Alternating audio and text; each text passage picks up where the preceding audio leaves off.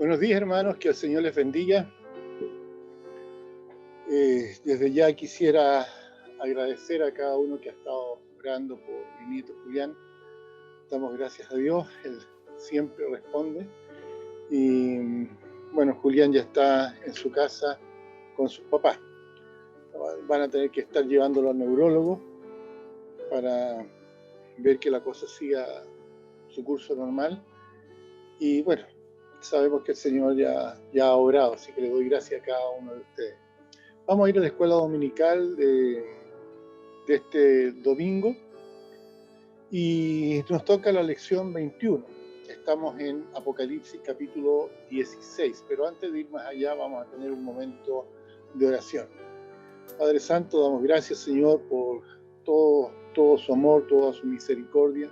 Gracias por poder compartir la lección a través de este medio.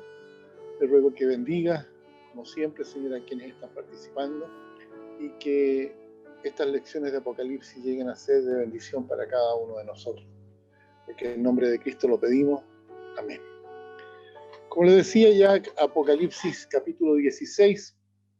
En este capítulo se habla de las últimas 7 copas. Se les conoce también como las copas de ira o las copas de Armagedón. Estas copas se dan a conocer en este capítulo entre los versículos 1 y el 21. Estos juicios que nosotros vemos bajo las 7 copas en este capítulo no deberían confundirse con los juicios de la trompeta. Ya hemos hablado muchas veces de que los juicios se van traslapando, es decir, no terminan unos y empiezan al mismo tiempo otros. Al sonido de la 7ª trompeta comienzan a desarrollarse las 7 copas de ira. Son similares, pero estas copas de ira son los juicios que vienen después de las trompetas. Los juicios de la trompeta podríamos decir que están confinados más o menos a lo que es el área del Medio Oriente y se concentran en la región de Palestina principalmente. Sin embargo, las 7 copas de ira involucran al mundo entero. Se concentran sobre todo en el imperio de la bestia, en el imperio del anticristo. Y estos juicios de las copas no duran tanto como los de las trompetas, pero son mucho más severos y extensos. Vamos a ver en primer lugar las primeras 4 copas que están desarrolladas en capítulo 16 de Apocalipsis, de versículo 1 al 9, donde dice: oí una gran voz que decía desde el templo a los 7 ángeles: id y derramad sobre la tierra las 7 copas de ira de Dios. Fue el primero y derramó su copa sobre la tierra, y vino una úlcera maligna y pestilente sobre los hombres que tenían la marca de la bestia y que adoraban su imagen. Quiero hacer un paréntesis aquí. La Biblia habla de los hombres. En esa época no existía esta cosa del lenguaje inclusivo. Cuando se habla del hombre, se habla del género humano. ¿Ya? El segundo ángel derramó su copa sobre el mar, y este se convirtió en sangre como de muerto, y murió todo ser vivo que había en el mar. El tercer ángel derramó su copa sobre los ríos y sobre las fuentes de las aguas, y se convirtieron en sangre. Digamos, todo lo que es el agua dulce también se convirtió en sangre. Y oí al ángel de las aguas que decía: justo eres tú, oh Señor, el que eras el santo, porque has juzgado estas cosas. Por cuanto derramaron la sangre de los santos y de los profetas, también tú les has dado a beber sangre, pues lo merecen. También oí a otro que desde el altar decía: ciertamente, Señor Dios Todopoderoso, tus juicios son verdaderos y justos. El cuarto ángel derramó su copa sobre el sol, al cual le fue dado quemar a los hombres con fuego.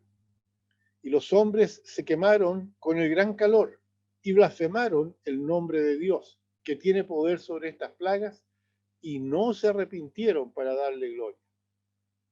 Los utensilios en el santuario generalmente hablan de la gracia y de la misericordia Pero ahora estos utensilios están llenos de la ira de Dios.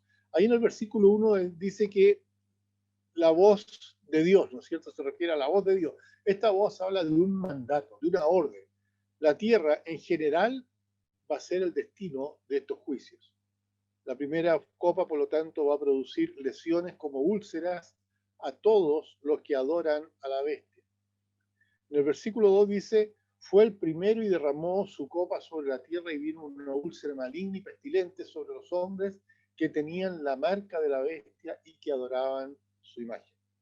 La corrupción interna, podríamos decir, de la idolatría, ahora va a tener un reflejo exterior. Esta úlcera en forma de escaras físicas va a ser el reflejo de lo que hay en el interior de esas personas. Tal vez como producto de enfermedades venéreas que se descontrolan. Puede verse algo similar en 1 Samuel capítulo 5, versículos 1 al 12 y también el versículo 9. Dice, y aconteció que cuando la habían pasado, la mano de Jehová estuvo contra la ciudad con gran quebrantamiento y afligió a los hombres de aquella ciudad desde el chico hasta el grande y se llenaron de tumores. Eso es lo que dice el versículo 9. Ahora, todo esto se produjo cuando los filisteos robaron o capturaron el arca de Dios y la llevaron a Ebenezer, a la ciudad de Asdod.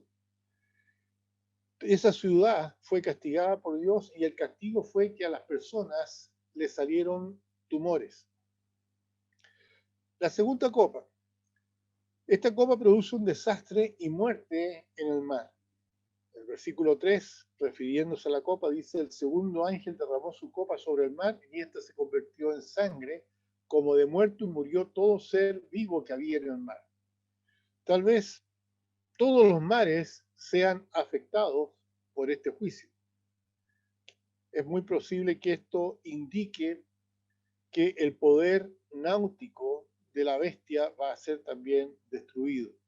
Bajo la segunda trompeta, estoy hablando ahora de la trompeta, bajo la segunda trompeta, solo una tercera parte de las criaturas del mar murieron, mientras que aquí, cuando se derrama la segunda copa, mueren todos los seres vivos que había en el mar. Cuando les hacía ese paréntesis que es muy posible que se refiera a que el poder náutico de la bestia sea barrido por Dios, puede estar dentro de lo que va a suceder dentro del derramamiento de esta segunda copa. La tercera copa es echada sobre el agua fresca, ¿ya? Podríamos decir sobre el agua dulce, y convierte en sangre toda el agua dulce en el mundo desde el punto de su fuente, digamos, desde sus orígenes. El versículo 4 de Apocalipsis 16 dice, el tercer ángel derramó su copa sobre los ríos y sobre las fuentes de las aguas y que se convirtieron en sangre. Significa que no se puede beber, no va a haber agua para beber. El ángel del agua, evidentemente, está refiriéndose a uno que tiene la responsabilidad de proteger y controlar el nivel del agua en la tierra. Este ángel va a sacar su mano protectora, permitiendo así la contaminación de los ríos.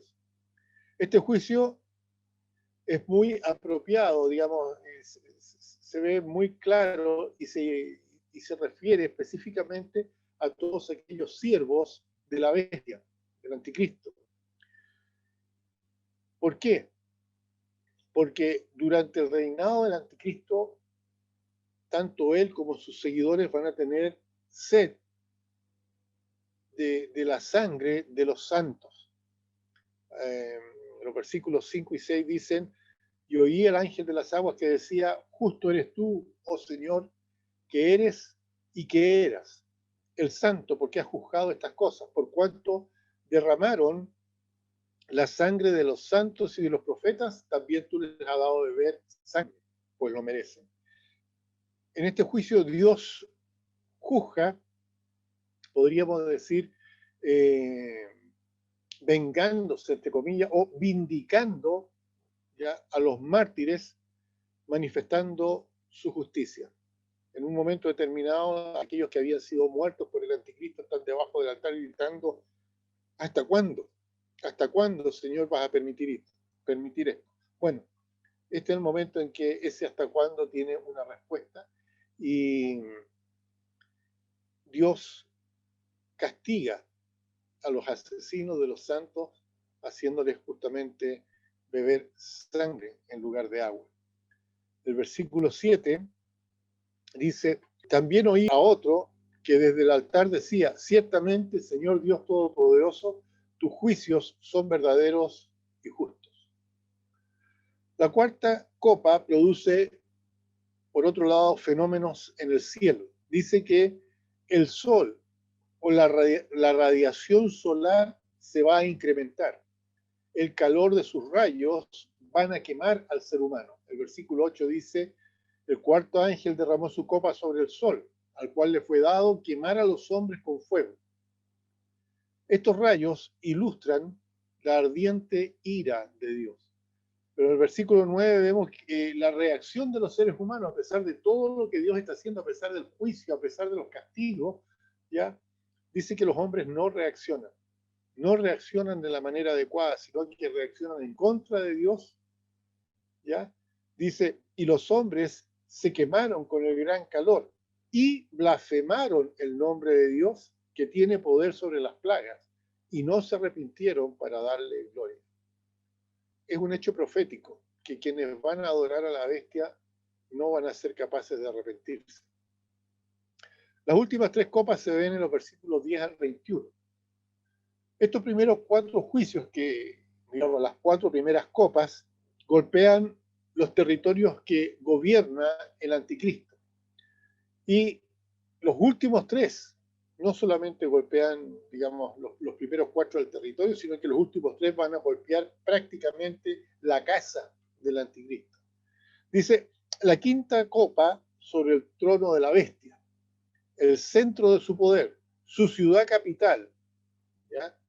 Este juicio de Dios va a caer justamente sobre el, el asiento, el trono de la bestia. Y esto va a ser en forma de una oscuridad intensa. Todo poder eléctrico fallará. Pero nuevamente en el versículo 11 tenemos el triste comentario de las actividades de los seres humanos que va a ser en contra de Dios. Versículo 11 dice: blasfemaron contra el Dios del cielo por sus dolores y por sus úlceras, y no se arrepintieron de sus obras. La sexta copa. Y tanto el sexto juicio bajo las trompetas y el sexto juicio bajo las copas mencionan al río Éufrates. Pero los acontecimientos son distintos. Acontecimientos que ocurren bajo la sexta trompeta y los acontecimientos que ocurren bajo la sexta copa de ira. No son sinónimos en ningún caso. El juicio de las copas se refiere a una invasión de los ejércitos orientales, y dice que Dios va a secar el río Éufrates para traer a todos los ejércitos a un lugar de juicio final. Dice que hay tres espíritus demoníacos que proceden de la boca de la Trinidad malvada y que van a inducir a estos ejércitos orientales para llegar al Medio Oriente. Esto se ve en los versículos 13 y 14. Dice el versículo 13: y vi salir de la boca del dragón y de la boca de la bestia y de la boca del falso profeta. Ahí tenemos la Trinidad malvada, ¿no es cierto? La bestia, el dragón, la bestia y el falso profeta. Dice: vi salir tres espíritus inmundos a manera de ranas, pues son los espíritus de demonios que hacen señales y van a los reyes de la tierra en todo el mundo para reunirlos a la batalla, del gran Dios, o del gran día del Dios Todopoderoso. Van a atacar, por lo tanto, van a atacar el ejército de la bestia a Dios, y esto va a ser en el valle de Megiddo, o Megido. Fíjese, dice el versículo 16, y los reunió en un lugar que en hebreo se llama Armagedón. Ese lugar es el valle de Megido. Ustedes pueden buscar en sus Biblias Zacarías 12, del 1 al 9, Isaías 10, 28 al 32, Mateo 24, 29 al 30, Zacarías 14, 2, donde se habla de esta batalla. El resultado de esta batalla se encuentra finalmente en Apocalipsis 19, versículos de 17 al 21. Así como llegamos a la séptima copa de la ira de Dios, que marca el cumplimiento ya, justamente de la ira de Dios. Este juicio, la séptima copa, va a afectar a toda la atmósfera. El versículo 17 dice, el séptimo ángel derramó su copa por el aire, y salió una gran voz del templo del cielo, del trono, diciendo, hecho está. Y después, un terrible terremoto remece la tierra. El versículo 18 agrega, entonces hubo relámpagos y voces y truenos, y un gran temblor de tierra, un terremoto tan grande cual no lo hubo jamás desde que los hombres han estado sobre la tierra. Dice la Biblia que Jerusalén va a ser dividida en 3 partes. Y esta alteración probablemente coincide con el acontecimiento de Cristo llegando nuevamente a poner sus pies sobre el monte de los olivos.